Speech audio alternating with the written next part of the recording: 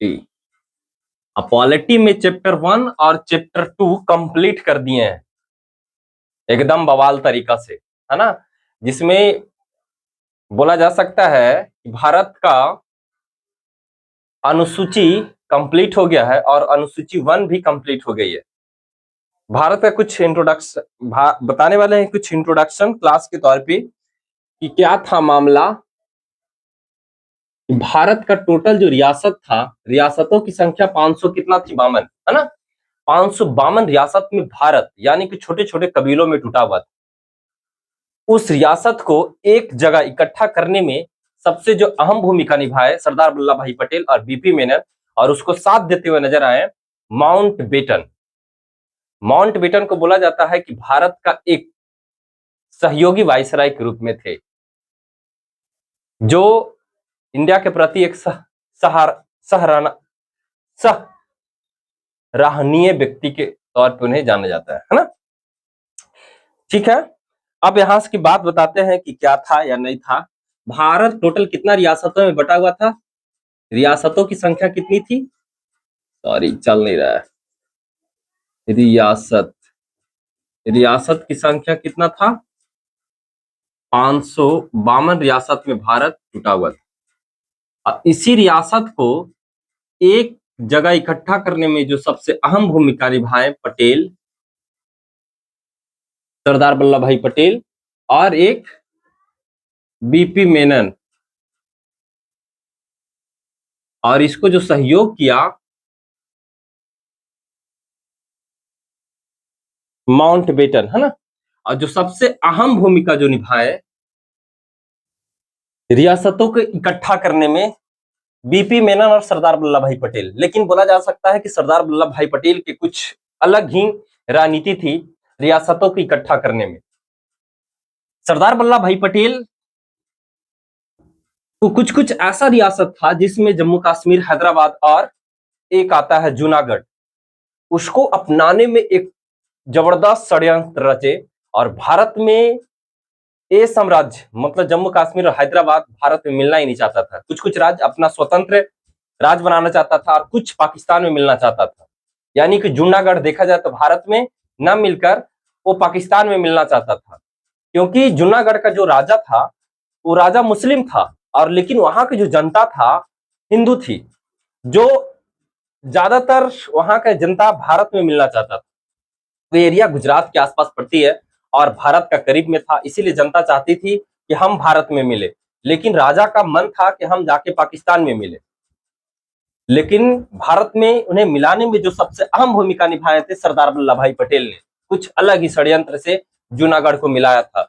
सारी स्टोरी आप लोग यहाँ पर आज बताने वाले हैं एकदम जबरदस्त तरीका से। क्या मामला था, जैसे में जम्मू कश्मीर, सबसे पहले बताते हैं कि जम्मू कश्मीर को मिलाने में जो षड्यंत्र रचे थे सरदार वल्लभ भाई पटेल ने, वहां का हरि सिंह काफी ज्यादा चालाक राजा के तौर पे जाने जाते थे, काफी ज्यादा चालाक था। पहली बार जब सरदार वल्लभ भाई पटेल जम्मू कश्मीर जाते हैं और अपना एक प्रस्ताव लेकर जाते हैं, तो हरि सिंह को बोलते हैं सरदार वल्लभ भाई पटेल कि आप मेरे देश में मिल जाइए, यानी कि आप भारत में मिल जाइए। तब हरि सिंह ने जवाब देता है कि नहीं, हम एक स्वतंत्र राज्य बनाएंगे। यहां तक सरदार वल्लभ भाई पटेल बोलते हैं कि अगर आप मेरे देश में नहीं मिलते हैं तो आपको सैनिक कार्रवाई करेंगे। उस टाइम एकदम खरी खोटी जवाब देते हैं कौन? हरि सिंह। बोलता है भाई, आपकी इतना पावर नहीं है जो हम पे आप सैनिक कार्रवाई कर सकते हैं, क्योंकि आपका सैनिक पावर आपका खुद नहीं है। क्योंकि भारत जब आजाद हुआ था 1947 में, 15 अगस्त 1947 में, तब उस समय भारत के पास कोई सैन्य पावर नहीं था। उस टाइम ब्रिटिश के ही पास सेनापति का पावर था, जो सेनापति के रूप में थे butcher, general butcher. General butcher भी डायरेक्टली मना कर दिए थे कि हम जम्मू कश्मीर पे सेना कार्रवाई नहीं कर सकते हैं जब तक आपका देश में जम्मू कश्मीर ना मिल जाए।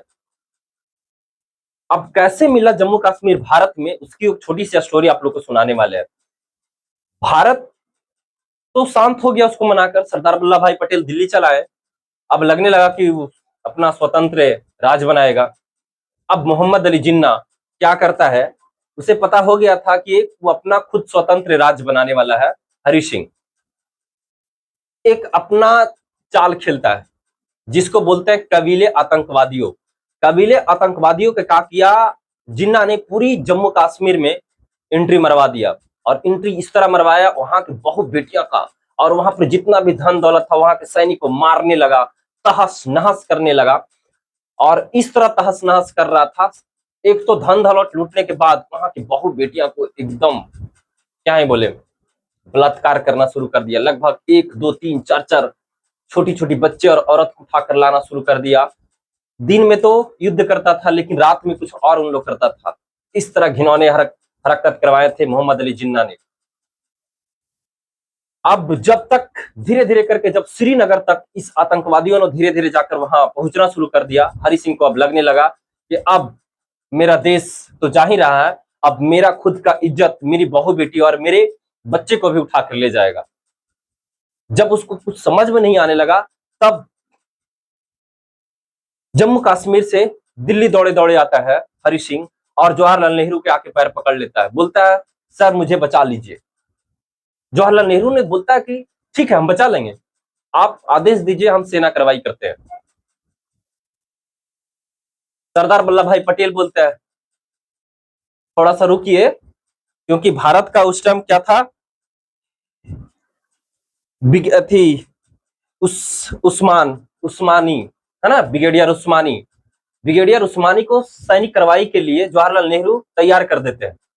बट लेकिन सरदार वल्लभ भाई पटेल बोलते हैं रुकिए सर, हम सेना कार्रवाई तभी कर पाएंगे जब जम्मू कश्मीर का राजा विलय पत्र पर सिग्नेचर मारेंगे।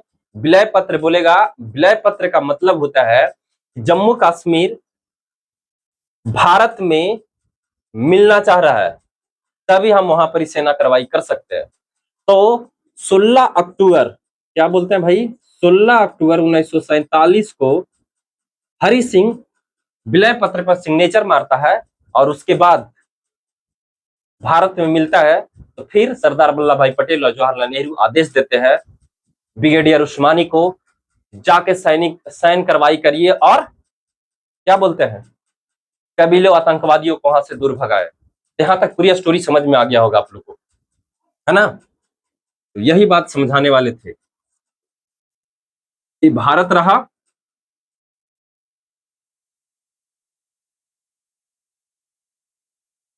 ये आपका रह जाता इधर, यहाँ था जम्मू कश्मीर, ये वाला एरिया।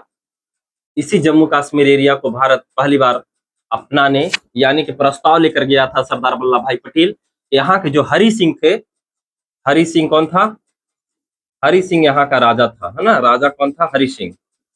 डायरेक्टली रूप से मना कर दिए थे भाई, सरदार वल्लभ भाई पटेल के तो कुछ बुझो नहीं किया था।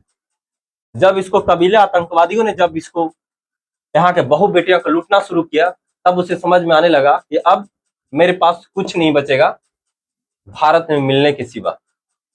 तो कब मिलता है जम्मू कश्मीर, 16 अक्टूबर 1947 को भारत के विलय पत्र पर सिग्नेचर करता है ना, विलय पत्र पर सिग्नेचर करता है और भारत में मिल जाता है। क्या करता है, भारत में मिल जाता है। और इसका जो प्रधानमंत्री था, यानी कि जम्मू कश्मीर का जो प्रधानमंत्री था उस टाइम शेख अब्दुल्ला था।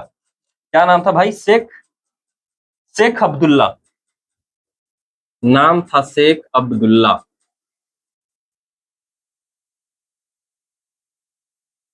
इसी के आदेश पर हरि सिंह इतना कुत्ता था, लेकिन जब कबीलों आतंकवादियों ने पूरा इनको नोचना चुथना शुरू कर दिया, अब इसका बहु बेटिया को लूटना शुरू किया, तब इसको समझ में आने लगा मेरे पास अब कोई ऑप्शन नहीं है। अब जम्मू कश्मीर का स्टोरी पूरी तरह से समाप्त हो गई है। अब अगला स्टोरी आती है, यहाँ पर एक राज्य था हैदराबाद। क्या नाम था बाबू, हैदराबाद। अभी वर्तमान में कौन राज्य बना हुआ, तेलंगाना। इसका तो कुछ अलग ही स्टोरी था। यहाँ का जो राजा था हैदराबाद का, ये तो बोलता था कि भाई मैं मर जाऊंगा लेकिन भारत में नहीं मिलूंगा, कुछ अलग सिस्टम था।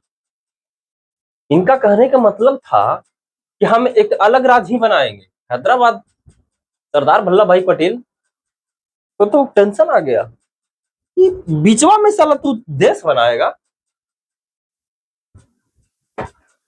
सरदार वल्लभ भाई पटेल बोला कि भाई नहीं मानेगा सरदार वल्लभ भाई पटेल पूरा सैनिक को क्या किए कि पुलिस ड्रेस में उतार दिए और बोले इसको चारों तरफ से घेराबंदी कर लो हैदराबाद को। अब यहाँ के राजा को आदेश दिया कि आप चाहे भारत में मिलिए या आप खुदकुशी करिए या मर जाइए, आपके पास मात्र दो ऑप्शन है, इसके सिवा आपको कोई ऑप्शन नहीं है। यानी कि जितना भी रियासत था जिस ढंग से मिलाया गया, सरदार वल्लभ भाई पटेल ने पूरी 552 रियासत को एक जबरदस्त स्ट्रेटजी के साथ भारत में मिलाए। ये तो हो गया अपोलो, ऑपरेशन का नाम था अपोलो, उसी के तहत हैदराबाद को मिलाए। अब यहाँ पर एक राज आता है गुजरात के पास जिसका नाम है जूनागढ़। जूनागढ़ क्या था? जूनागढ़ का एक अलग स्टोरी है। जूनागढ़ ये गुजरात के आसपास के एरिया में पड़ता है। यहाँ का जो राजा था, राजा क्या था? मुस्लिम था। अब यहाँ के जितना भी जनता थे आसपास में हिंदू था।